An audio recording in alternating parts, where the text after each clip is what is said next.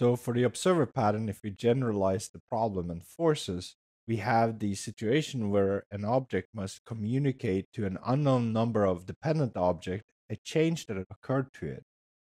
And perhaps these dependent objects are not known. We don't know who they are. We don't know what type they are.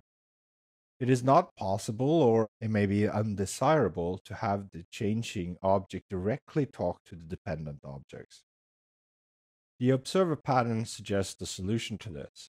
In this solution, the object that needs to inform other objects about the changes is called a concrete subject.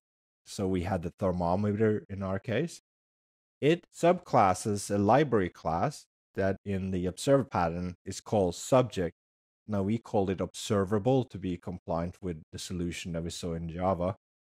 There are methods to deal with registration of observers. So attach and detach is what the design pattern suggested. We call them add observer, remove observer, which is also what Java called them.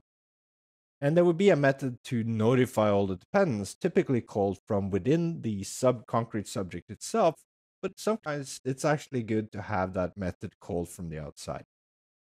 The subject class can be a library class, and it keeps track of all observers. Observer would be typically an interface in Java or an abstract class in some other languages. It would have a method that is not implemented on the observer, but implemented by the concrete observer.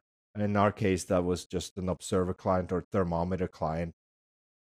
The observer class or interface will also go into the library typically, because this is a completely generic decoupling mechanism.